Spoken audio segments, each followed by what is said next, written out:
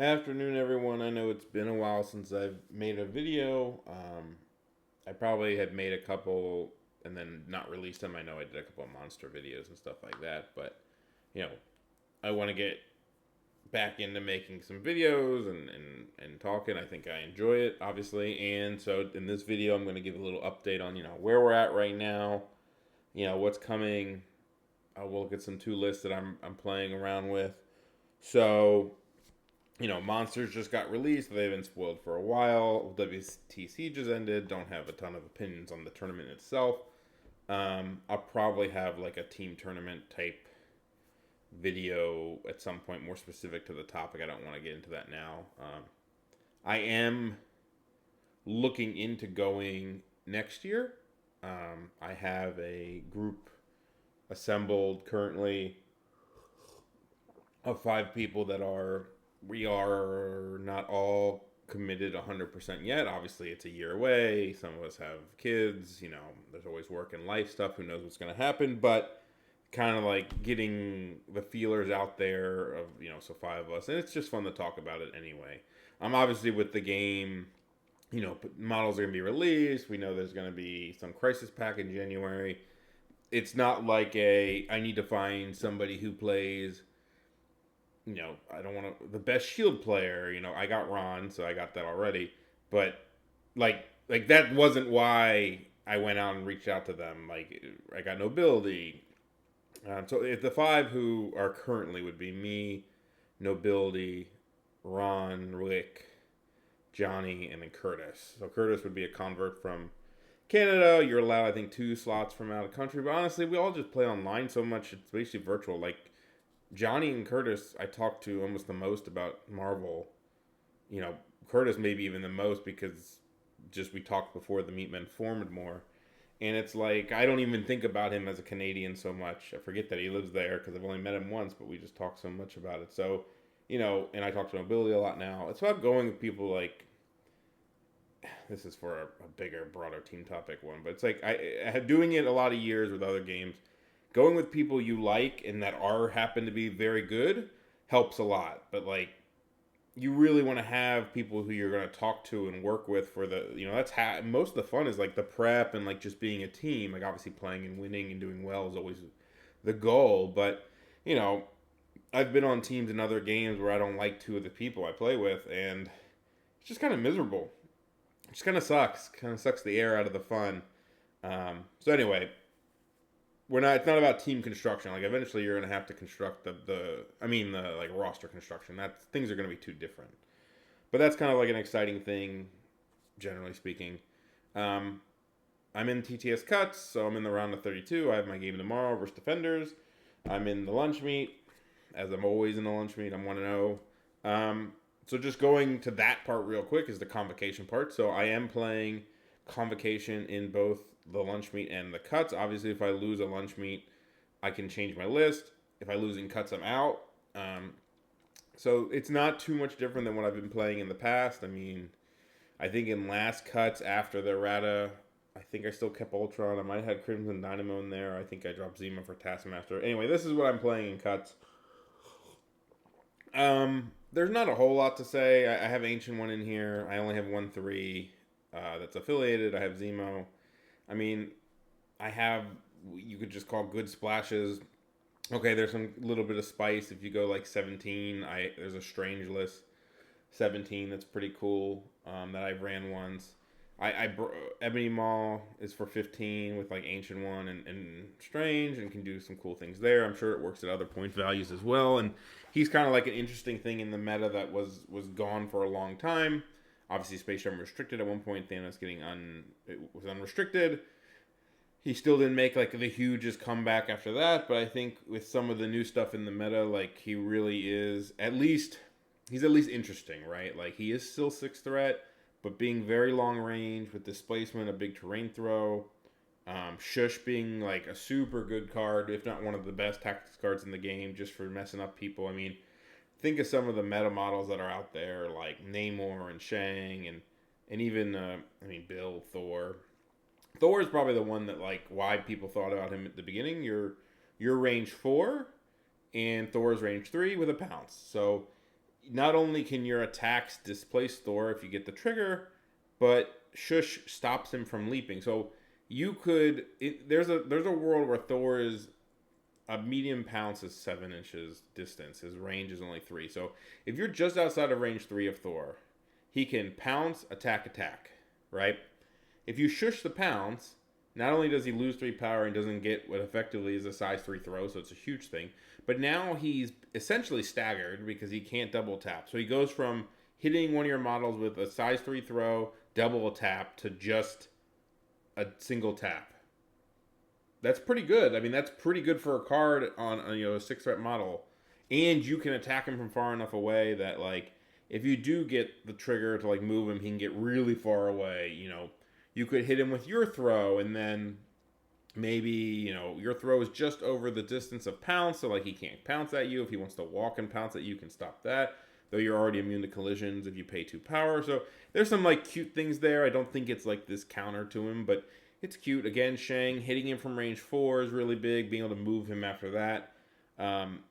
Namor, if you shush his charge, is a big deal because it's basically a stagger, but it's minus 3 power, it's a stagger, and he loses the attack that actually gets him the stagger trigger. So, like, you're almost giving, like, it's a lot. Like, it can be a lot there. Shush is just, like, a really good card. I haven't actually played him yet in any games. Hasn't come up. Ultron is back. Again, I feel like he deserves some testing, especially without me playing Ease and stuff. I mean, he's definitely for more like a Meteors, Scoundrels type where I used to play him, where he really wasn't dying. Like, you still have to play him different, but he's also fairly strong into some of the meta stuff right now. Like MS is getting, Midnight Suns are getting very popular. Obviously with the new monster box, like, a lot of people, or at least, like, all the taco guys are talking about them, and they're definitely gaining more popularity. And we'll talk about MS after this, but he's one of those models that, like, okay, he's pretty good versus Gwenum, which isn't the biggest deal. I just wanted to bring her up. I mean, he's pretty good versus Gwenum. I mean, she can throw him. Anyway, she's not the reason he's very good versus Blade. He's probably one of the best anti-Blade models in the game. Just from the fact that he's immune to bleed, he's good Mystic defense. Pierce is okay. You have energy attacks, which are the bane of Blade. You have advance, your range 4. You have your advance. You have your bow, so you can get him where you need to. Your grunts, you and your grunts attacking Blade, like, fuck him. You're in the bleed, which is the huge thing. Blade, like, sucks against Ultron. Like, literally, he can't, like, you have to play him on the other side of the board because he'll just get wrecked by Ultron. Shang is another one that Ultron's very good against because he has good.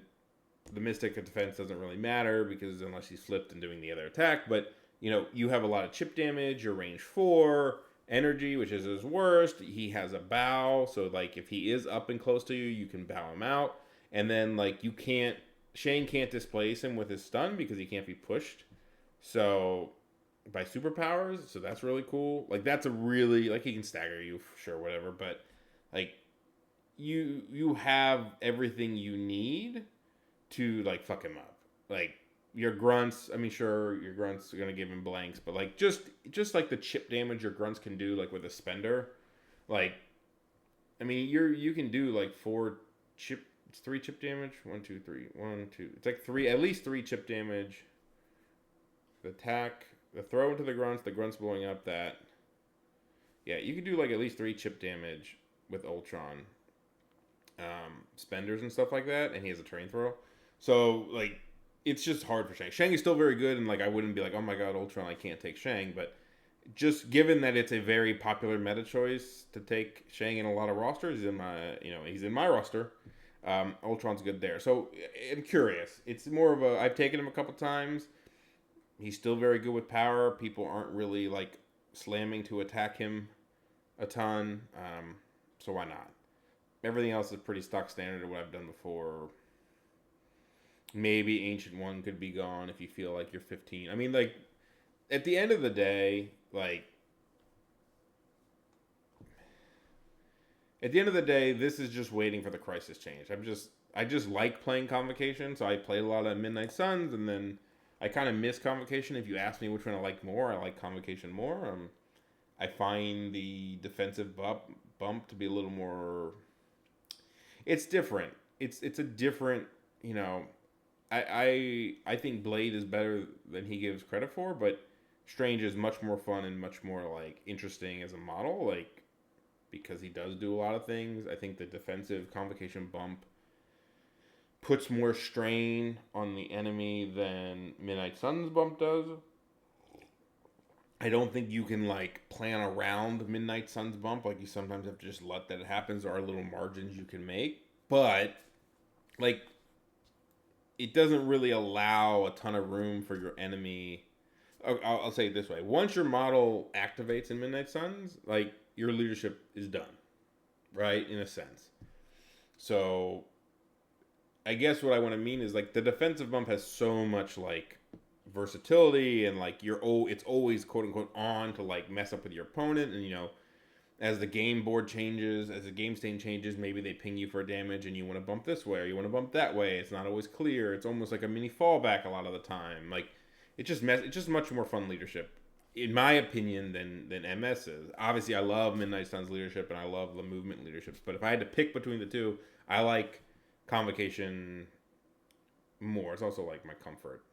And I thought MS would get a lot more popular in cuts, and no one took him. Maybe one guy took him and lost, I think. But nonetheless, we're waiting for the updates, seeing if anything happens, seeing if, you know, is Scarlet Witch ever going to be Convocation? Who knows?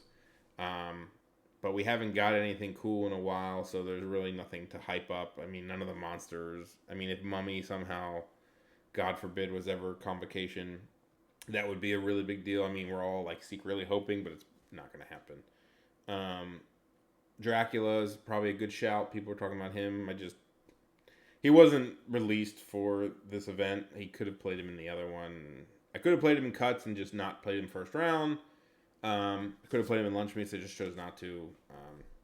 He's fine. I mean, he's probably pretty good with the defensive bump because you can bump out of range and you can bump in the range for like counterattacks. I don't know if he necessarily gets that much more out of it. I mean, people like him in MS a lot. I'm sure he's fine there. I haven't tried him. Yeah, just we'll see. I also, yeah, that's the other reason for Ultron is he's actually kind of good versus like Dracula too, because you can't bleed him, which is a big deal.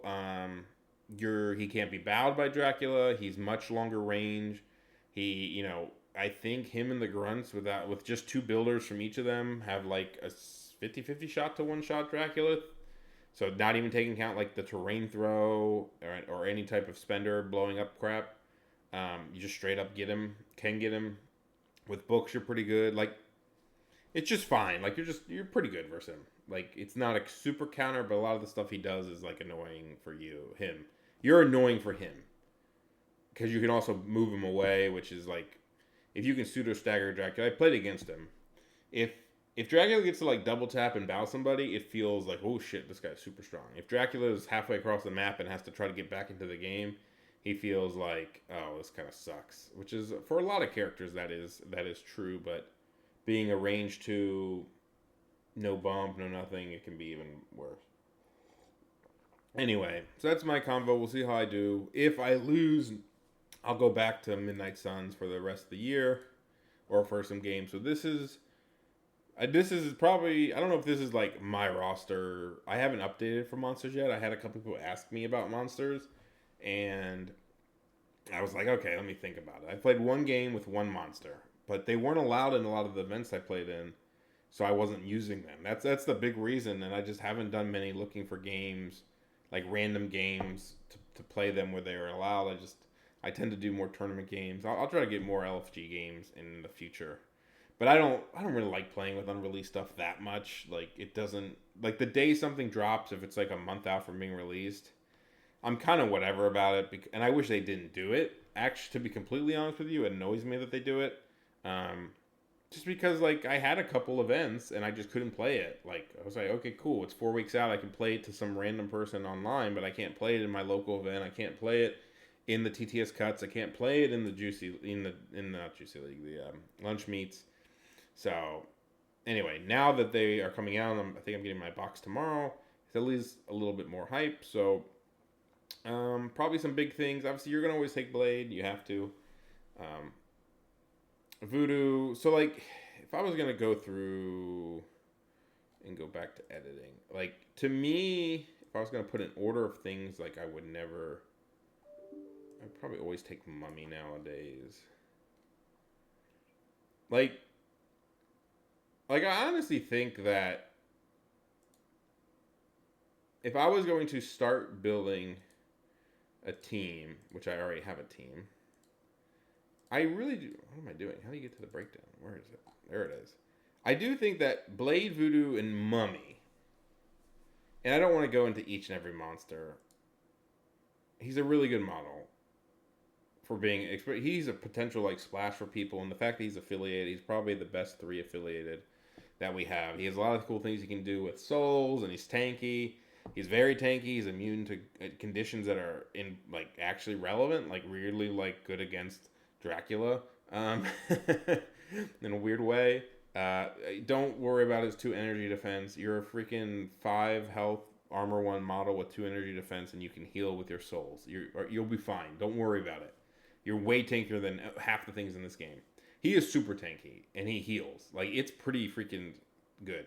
Probably in his, with the skull thing, I think his push trigger is like 80% or something like that. I'd say that the one thing that kind of feels maybe a little shitty about Mummy, if I had to like be a negative Nancy when you compare him to maybe the Iron Fist and Panther, you know I don't like Black Cat and Sons. That's just my opinion. I don't play her. I don't even think about her. I don't miss her at all. Is just the mobility. He's definitely, even with the bump, he's definitely the slowest one. Like, he has to double walk to midline stuff. He doesn't have pounce. He's not a big base like Panther. He doesn't have, Fist can at least do his kick to get over there. Fist also has like a Fist is hard to always compare to because he has such a game-breaking, in my opinion, ability in the Fist. So he's always like a threat. And it's just kind of a model that I like. So I would always put in Mummy. I think what I really like him for is just having a 3 threat that you're like, I'm going to go walk up and get an objective on the midline. Just straight up. He's so annoying to kill. And it's just a risk. Like, just straight up like a risk. And maybe you can even take his card. I know Collar likes his card. You do have, what the hell was that? You do have some number of captured. So if you had 3, you could do like an AoE, like a 7 dice AoE. It's pretty cool. Or even like a 10 dice. If you were like jacked up on power somehow, like you had all your power, you could do a range 3 10 dice mystic where you still have your tokens because you're going to lose them at the end, and you're probably going to hex everybody. Oh no, he spent 2 or more power. Okay, he spent 2 at least. Okay, yeah, that's part of the thing though. I mean, that's pretty cool. It's not a bad card. It's maybe a good comeback card on like ease. So I think like one of his best, other than grabbing an objective, he's pretty good at like just sitting somewhere, pushing people off.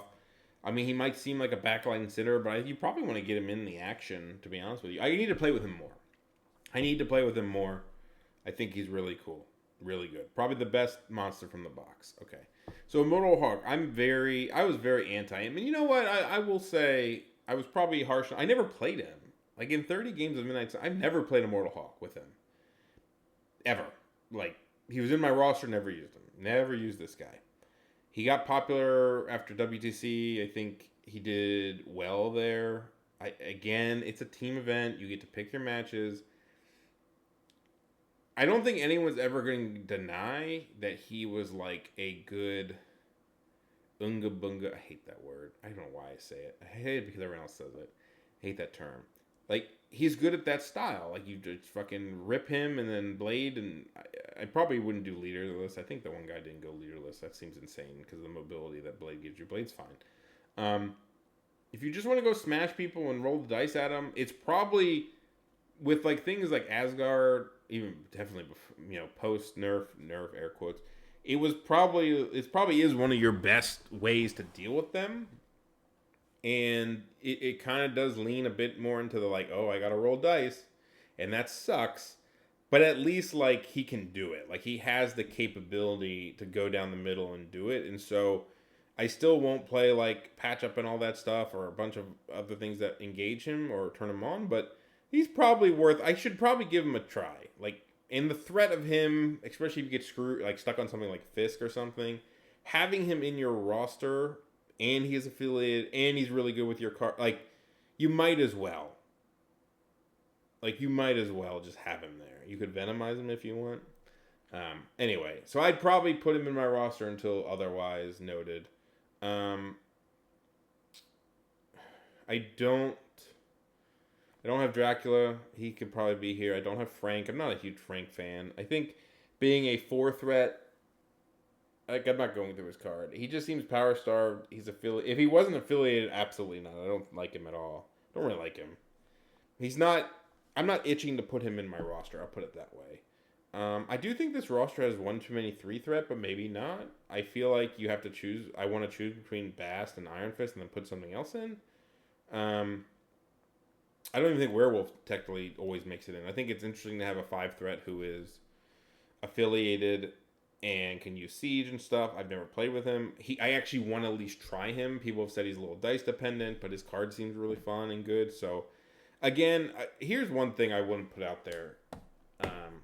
Especially it seems very prevalent in Midnight Suns conversations. I mean, it was very true in the convocation. Like, if you look at Jim and myself, who are 2 of the top convocation players, we play very differently. Like, like, he does 6 wide a lot. He plays different secures. He's actually on the aggressive side as far as, like, positioning. He'll go for, like, riskier stuff, and I am too. But I am much more, like, aggressively focused. I run 5 wide a lot. I don't really go 6 wide. I also don't go. I basically go 5 wide almost every game, unless it's like 15 or 16. And so there's this weird, like I don't really go like 3 wide or 4 wide at 17, but I could now. The point being is we just play differently, and a lot of that is how I play the game and how I think is the best way to play and how I like to play. And you know, I think there's people who watch me play and go, "Wow, that's really cool," and people go, "Wow, you're gonna get unlucky one day." And you know what? I've been rocking it for all the way since now. I'm not much different than I was. I'm better than I was before, but you know, I still feel like it's the best way that I need to play, and I think there is a whole different discussion about the dynamic of putting pressure on your opponent. Like things that seem risky, but maybe when you look at it from like the bigger picture, you might realize. And again, I'm talking out my ass a little bit, but you might say, "Oh, look, wow, this moment was risky. Why'd you move him there? Why'd you do this? Blah blah blah." And then in the bigger picture, you realize that instead of I think Curtis put it. Curtis likes to give his opponents no good decisions by like being defensive and like bunkering or whatever, and I like to make it so my opponent has so many decisions that I guess you could say there's no good ones, but in more of a like, I'm going to do something else to you, and now you have to choose between like 10 scenarios, right? Sometimes people do I've said this before in videos, you do something where like there's a very obvious move to make because there's only one situation out there. And I'd rather go, you know, some good players make it so the opponent has nothing to do. And I make it so that, I guess this is the way you put it. He likes to make it so the opponent has nothing good to do. And I make it where you have so many things you need to do that you can't do them all. And then, like, I'll punish you for whichever one you choose not to. Anyway, what I'm trying to get at with this commentary is Werewolf seems like that kind of model that you got to play him that way. And I can't take other people's opinions in MS about it. Because there's not enough people who play it constantly. We're all very different, and I'm not even disrespecting the people who play different. I mean, Boots talks to me, Kane, Bots, people talk to me about MS. Joe Monty's playing him now, and some people love Cat, and some people hate Gwenum, and some people hate Fist, and some people love Panther, and some people love this. I think the only thing we all agree on is that Dr. Voodoo is very good. Ihawk, some people love playing him every game. They take ease. I don't want to do that, and so I try not to discredit those people's opinions, but I also have to sit back and say, listen, I've played enough Suns game. I'm a different, you know, every player is different. Let me make my own assumption, not just because somebody says Werewolf sucks or something, right? So that's what I'm trying to do. I gotta get him on the table. I'm actually more excited for it now after making this video. And kind of like, and I think everybody should block off. You can take good people's opinions, but if you looked at some of the lists, MS lists that were posted in like Taco Truck, they're very different than what I'm showing here, even though this is not like my final list. And there's all different opinions ever. Collar and I were the ones who started talking about it. Should have mentioned him first, but even me and him have like diverged a little bit in opinions, and that's perfectly okay. And I don't think anyone's necessarily wrong. So one topic, so that's why Hulk's back in, point. But I don't want to play the Unga Bunga, just rely on him every game. I think he's a tool you need to bring out. And he does seem fun to use, and he's a very cool model. He's actually is, I put him together because I bought him, and my son plays with him a lot. He actually really is a pretty sick model, I gotta admit. Like, it's one of the cooler models in the game. So Gwenom is a big one now that gets talked about as being a really good or really trash. I want to say I'm in the middle. I do think she's really good in Suns, but I've also seen her just get her ass beat. I've seen her carry games, and I've seen her get her ass beat, and I think there's a line there where if somebody doesn't take her, I can sit there and honestly go, all right. And I think some of that comes back to play style, because people ask me how to play her, and I'm like, I don't have a good answer because she is okay. She's getting 2 5-dice attacks most turns, and then 2 long moves, maybe a throw depending on power. She's very dependent on like building power and stuff like that. I just can't put it into words. Like she's a model that is very much like board state dependent, right? Sometimes you got to get her ass in there. Sometimes you gotta. I mean, that's really what you gotta do. I think I tend to pick maybe her matchups not as good as I should. Like there are definitely times where I'm like, oh man, I'm against Shang and Daredevil and energy attackers, and I'm like, why did I pick her? Like she's so good at bad against counts blanks people. If they're like range 3 count blanks like Daredevil and Shang are. Like that kind of thing where you slam her every game, then you're like, maybe she's not good on a E map against 2 counts blanks people, right? And I should take something else. That's the kind of stuff where you're like, when you do play her every game, you sort of realize, I can see moments where I don't want to. And then you play a D map where she freaking out-rotates everybody and throws people off and goes snipes along on the back line. You're like, I see why I take her. But she also doesn't have like a set thing. I mean, she's very much like one of the last activations turn 1, and if somebody has to grab a midline objective or even a side D, you could potentially attack them, walk again, and bump onto their back D and contest it, right? There's so many things you can do with her that I will keep her in for now. The people who say she sucks, I think the answer is somewhere in the middle, where she's a perfectly great splash in MS. Probably MS is what turns her on the most. That's from yeah. But if somebody really doesn't want to use her, I'm not going to sit here and like argue that you can't win without her in your roster.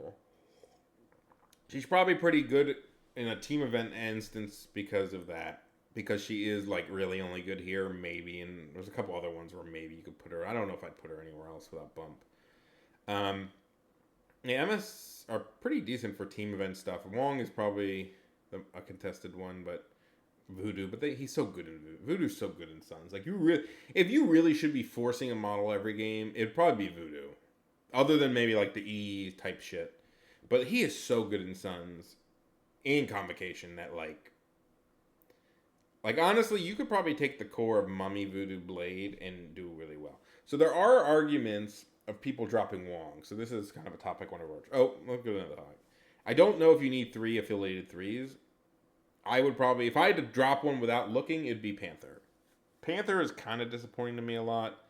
I mean, he does die very easy. Sure, stealth and no rerolls seems really fun when it happens, but he's still 3/3/3 with 5 health. And his power is just weird. Like, he needs a lot of power, but he's dependent on rolling his 5 dice. And then, even when you wake up, there's turns where you just need 7 power, and then he's not good at using bats because you want to use bats on his spender, but if you don't get the trigger, but then you need 6 power to start to do that. But if you need a bump to get into place, you need 7 power. If you need a pounce, you need 9. Sure, if he's loaded up on 10 power, waking up fresh, and you get a priority, he's going to do some work. Or can. Doesn't always get it. Like, the best thing about him is you can walk, bump onto a midpoint D, attack somebody, and then maybe pounce. Like, he's a serviceable model who might be dropped. I think Fist, some people don't like Fist. I like Fist. Fist seems like one I'd rather play with more and see how it goes. And I think what happens is a lot of times I end up taking like Fist and Bast, and I need somebody to go grab a midline objective, and it's like I just do it with Bast, and then I'm like, oh, I wish it was Mummy. Like that's what Mummy would do now because Mummy's so much tankier and then can shoot some range 4 afterwards. So to me, Mummy might replace Bast in that instance, and I gotta see how the team makeup shakes up. Wong is one that gets a lot of. There's a lot of pointed opinions of Wong in MS from Taco Truck users. I know Bots plays him. Vince and Nate think that he sucks there. I'm not going to. Again, I'm not trying to even be like have no opinion on it. I can just see both sides. There are times where like he doesn't really turn on a lot of stuff. As that's one argument people make. Okay, he turns on the Gwenem play of bump to a hammer, walk, attack, get, sure. But he doesn't really turn on that much in MS. Okay, he can heal. He sometimes can feel like a dud activation. And even, like, I've kind of said this in Convocation sometimes, depending on the matchup. Like, there's times where I'm like, man, he's just such a shitter. He turns on more in Convocation because of, like, he can turn on Strength Teleport turn 1. He can... Okay, I'll put it this way. In Convocation, I've started to like him less for giving a power to Strange and Teleport in turn 1, and more for putting him behind somebody who's going to unsafe grab and extract, like a Rhino or something, and then turn 1, if they attack him, they bump back to the point, and he walks up and heals them. That kind of move. Like, I've appreciated that kind of move a little better in Convo, but it really depends on the matchup. Like, if he can sit there and score a point and, like, prevent some staggers and heals for your, like, Strange and Ultron, sure. Hammers in this matchup where he can be like, you can go 4-4-4-4-2 and he can sit on the back point on a D, feels really good. But there's just sometimes where I feel like he gets a little bullied. I think it's the matchup that maybe he feels like Webbs really like him, but Webbs have so many good threes that he's like an extra model there, right? Like they're going 6 to your 5. And so they can have this guy who just heals and gives a power and sits on a back point and is annoying like that. Whereas, and defenders have a lot of things to get turned on and have some really souped up models. Where some factions you can feel like, oh, it's 6 versus 5, but one of my 5 is Wong, and I have to be the person that has to do some damage, and Wong ain't it. So I can definitely see it. And also, another reason would be, okay, you're kind of going, he sucks with Siege too, but like, if you say that, like, Mummy, you're going to run Mummies and, like, Immortal Hawks and Voodoos and Werewolves, like, you're getting affiliated other ways to where maybe if you need a 2-threat, it could be, like, a Bullseye or a Rocket or something, right? So I do think there's a world where, like, you're taking, like, it kind of feels shitty to take Wong and then, like, splash a bunch because you're really degrading your best card, which is Siege. So you're only going to have 2 Siege targets. Now, I don't think you need to take a million model to turn on Siege or something like that. Like not every model has to be good with Siege, but I guess think to yourself here. How often are you using Wong to just make affiliated, right? Like if you're thinking like Blade, Ihawk, Wong, for example, and then what are you splashing, and like could that be something else? Like are you splashing something so big that it can't just be another Midnight Suns model because they get the Siege, and then you would make another 2? Like in the roster, here's an example roster: 18, right? Blade, Voodoo, Wong, Beta Ray Bill, Gwenem. That's an 18 I've used on hammers before. Pretty solid. You got a safe grab and Bill. You have Gwenem to do the cool thing. Voodoo steals hammers. That might be the only team where I'm like, oh yeah, I really want Wong. Because when you scale to 19, you just replace Wong with like a 3, like Mummy or something. Okay, at 18, you could say, all right, instead of Wong and Bill, for example, you say, I'm going to take Mummy and a 3, right? You could take 2 3s. You could take. I mean, you only have two threes. You could take a 5 and well, you could take werewolf and you have to drop somebody to three. You have to do some messing around, but you could maybe do some stuff. I don't know. I haven't done all the teams, but I think there's a world where you can go Wongless. Even Mummy seems like he could like sit on a back point if you need to and snipe people with stuff, but he should probably be up in the shit. But like a bullseye, probably a lot of the times would be better. Like chilling. I know there's some teams that go 2/2s. I don't know if I like that much. Having Wong and bullseye can feel kind of weird sometimes. He can be dropped. I don't begrudge people for taking him.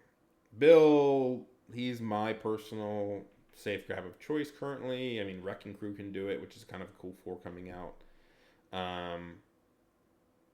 Wrecking Crew, Hella, Bill, Lockjaw. I'm sure there's more, but if I wanted to be cute and play with some stuff in that slot, it would probably be Wrecking Crew. There probably is a world where Lockjaw is decent in these rosters. I haven't got there yet. I mean, there's some cool measurements he can do with bump, and maybe I'll make a video on like Lockjaw things.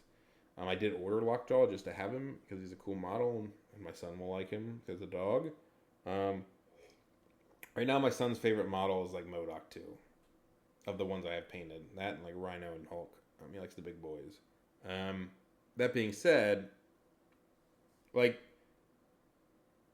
I can tell you that this is very close to something I'd play in practice. I don't have a team that I'm like, I want to go to a tournament with it tomorrow, per se.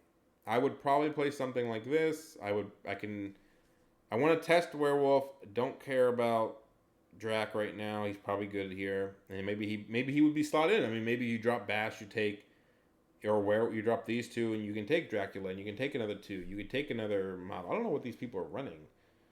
What was he running? Wrecking Crew, and he had some weird shit. Bots, that is. Because I don't have Gwenom either.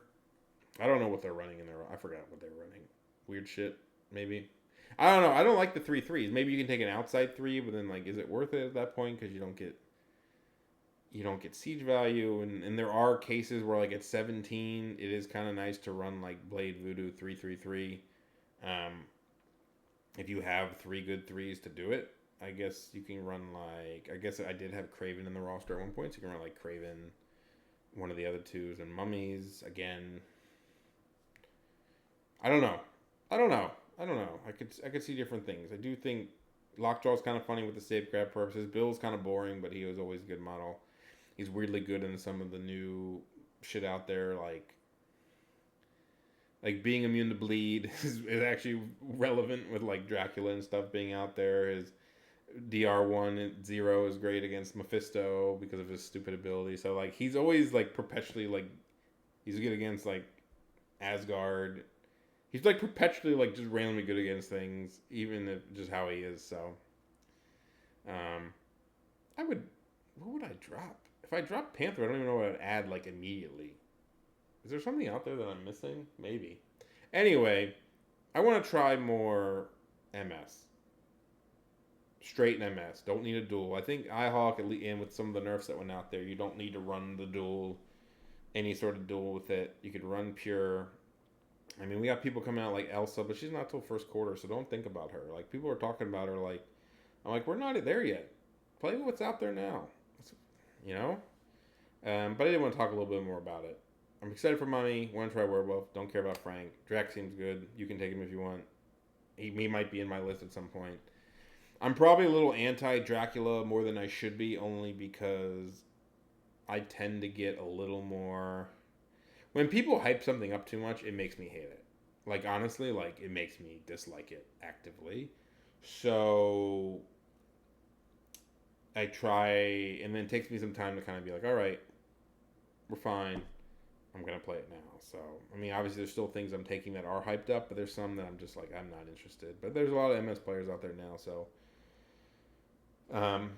yeah, we'll see where it diverges to, and you can run Wong list, you can put in other things if you want, and thanks for listening.